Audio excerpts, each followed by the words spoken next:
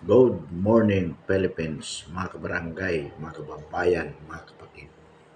Ngayon po ay araw ng Miyerkules, October 29, 2025. Pag-usapan po natin ang balita tungkol po sa panawagan ni General Browner na ayon po sa kanya ay huwag daw natin idamay ang armed forces sa politika at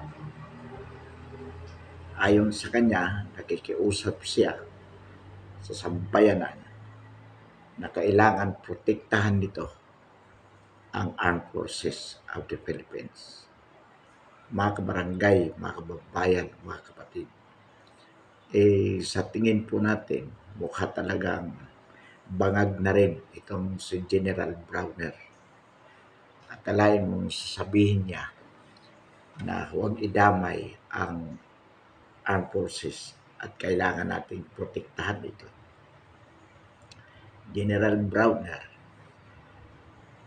paulit-ulit mong sinasabi na ang armed forces of the Philippines ay tapat sa saligang batas at kayo ay loyal sa chain of command.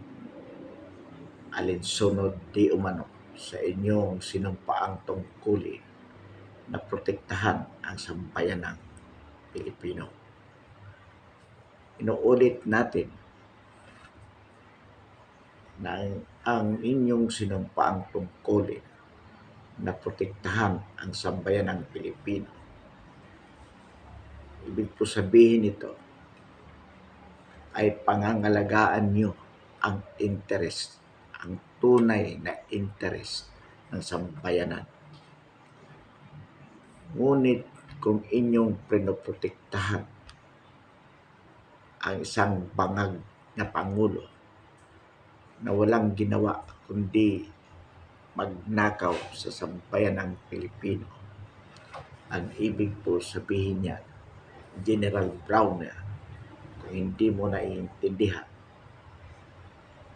inyo pong tinalikuran ang inyong tungkulin na protektahan ang sambayanang Pilipino.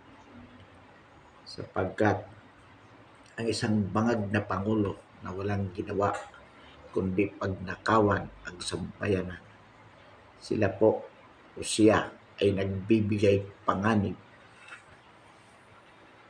Siya ay tunay na banta sa interes ng sambayanang Pilipino. Sa makatuwid, kung kayo ay patuloy na nagprotekta sa kanya, kung kayo ay patuloy na nagiging loyal sa kanya under the guise of protecting the people, in effect, you are protecting not the interest of the Filipino, but the interest of the President, who does not deserve to stay any longer in Malacanang. Naintindihan po natin, General Brown, na marahil kaya patuloy ang inyong pagprotekta sa bangag na Pangulo, sa isang Pangulo na magnanakaw, sapagkat kayo din ay nakikinabang sa pagiging kurap ng pamahalaan ito. Bakit po masabi natin na kayo man ay nakikinabang? Sapagkat kung totoo at ito ay lumalabas sa balita na maging sa Armed Forces of the Philippines, meron din 15 billion worth of ghost project. Ang ibig sabihin po niya, ikaw, General Browner, as Chief of Staff of the Armed Forces of the Philippines at ang Secretary ng National Defense na si Gibo Chodor, kayong dalawa ay nakikinabang din. You share with the loot of the President from the Filipino people. Kaya walang duda na ito ang dahilan kung bakit patuloy ninyong pinoprotektahan ang bangag na Pangulo. Marami kayong sinasabi, tatanggalan ang ng pensyon ang mga retired generals na nagsasalita laban sa pamahalaan.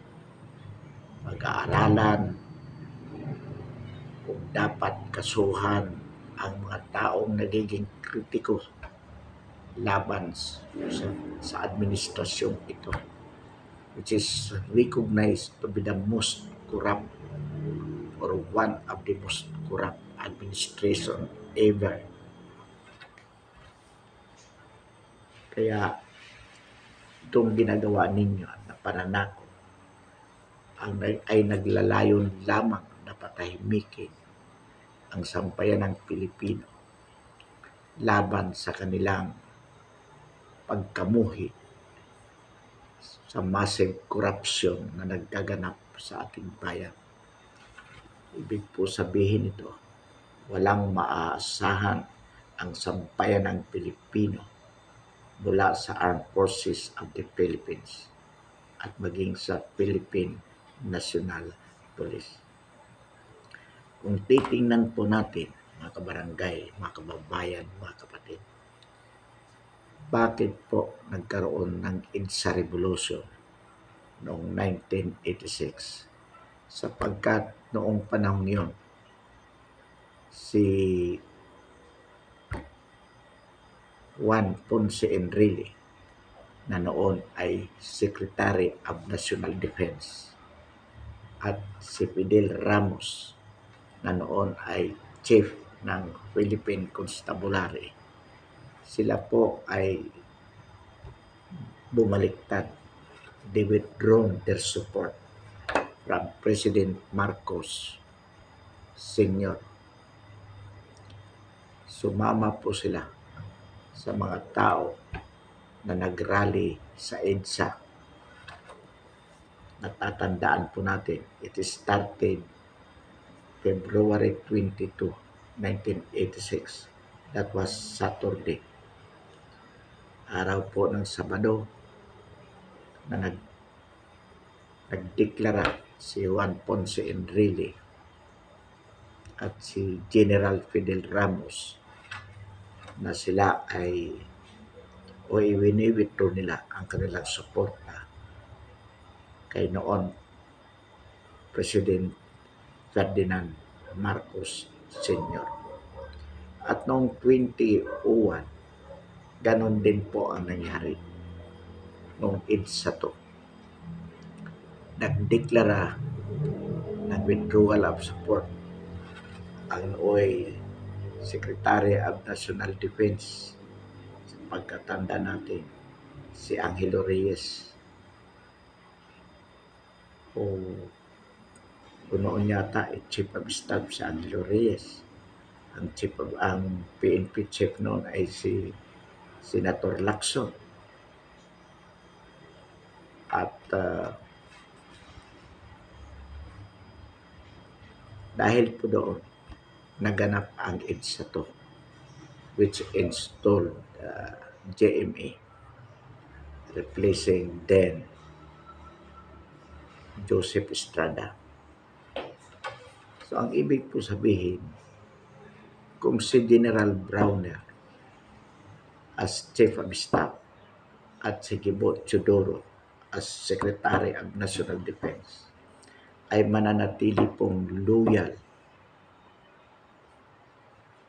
kay President Ferdinand Marcos Jr. sa kabila ng katotohanan na itong bangag na Pangulo ay napakakurap. So ang ibig po sabihin, hindi magaganap ang EDSA trees. The implication then is that this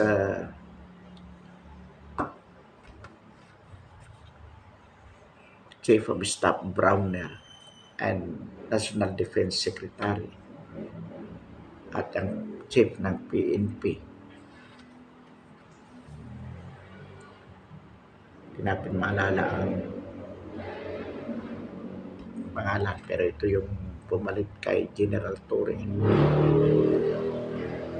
Kapag sila po ay hindi bumaliktad sapagkat patuloy silang pagbibigay ng proteksyon sa bangag na Pangulo.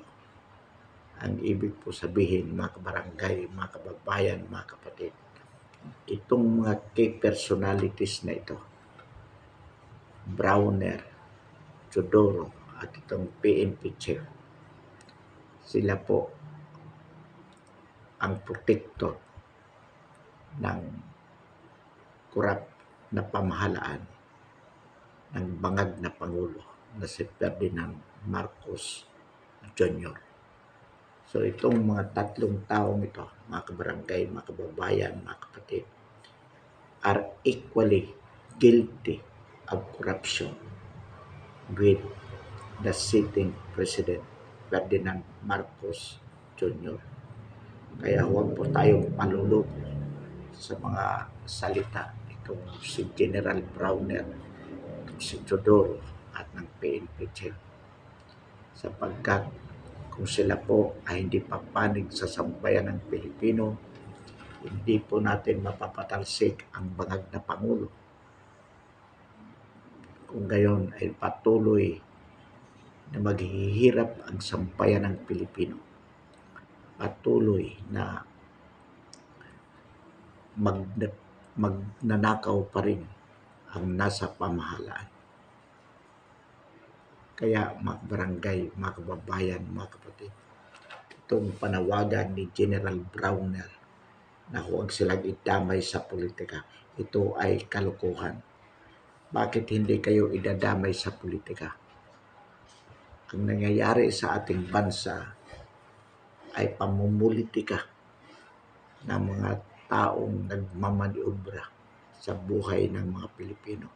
At kaya naggagawa nila ito sapagkat kayo ay nasa kanilang likuran.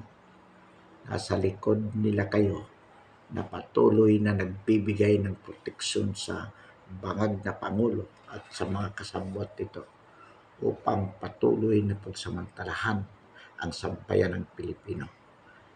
Kaya ang ibig po sabihin niyan, kayo ay kasabwat din nila sa pagnanakaw sa sambayan ng Pilipino. Pero alam po natin, mga kabarangay, mga kababayan, mga kapatid, na marami pong matitinong personnel ang Armed Forces of the Philippines at ang Philippine National Police. Katunayan po, may kumalat noon na open letter ng mga asawa ng mga sundalo natin na nananawagan kay General Browner na makinig sa hinaing ng sambayan ng Pilipino laban sa matinding katiwalian ng kasalukuyang pamahalaan. Marami po. Kaya ang atin pong panawagan is addressed to the ground commanders in the Armed Forces of the Philippines and the Philippine National Police. Na kayo po, ground commanders, kasama po ang inyong mga enlisted personnel ang kumilos. Wala po tayong maasahan kay General Browner at kay Gibo Teodoro at ganon din po sa PNP chief sapagkat sila ay kasabwat ng bangag na Pangulo sa pagnanakaw sa sambayan ng Pilipino sapagkat sila din ay nakikinabang sa mga katiwaliang nagaganap sa ating bansa. Kaya tinatawagan po natin ang mga ground commanders at itong mga enlisted personnel na kayo po ang magdeklara ng withdrawal of support sa kasalukuyang Commander-in-Chief. He is not worth protecting. He is not worth supporting.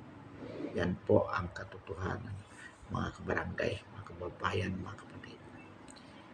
Magtatagumpay lamang na mapatalsik ang kasalukuyang Pangulo kung mismo ang Armed Forces of the Philippines at ang Philippine National Police ay mag-withdraw ng kanilang suporta.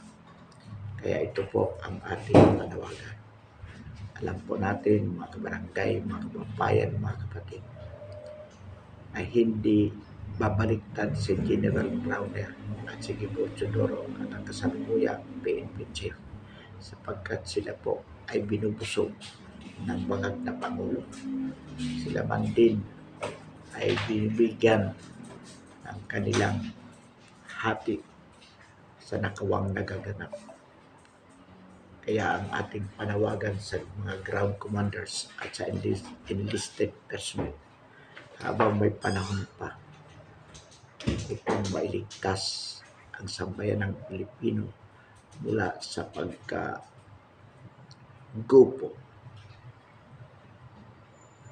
ng ating pamahalaan dulot ng massive corruption. Kumilos na po kayo, ground commanders at mga enlisted personnel. Nangyari po ito noong 1986. Nangyari din po noong 2001. At gawin po natin mangyari ito ngayong 2025 upang mailigtas ang sambayan ng Pilipino mula sa pagkasadlak sa palalang kahirapan dulot ng katiwalian sa kasalukuyang pamahalaan ni Ferdinand Marcos Jr. Muli ang ating panawagan. Bagamat ito ay nagiging sirang plaka sapagkat paulit-ulit, ngunit hindi po tayo magsasawa sa ating panawagan nang sa gayon mailigtas sa kapariwaraan ang ating mga kababayan. Inuulit po natin, mga kabarangay, mga kababayan, mga kapatid, hindi po magaganap ang EDSA case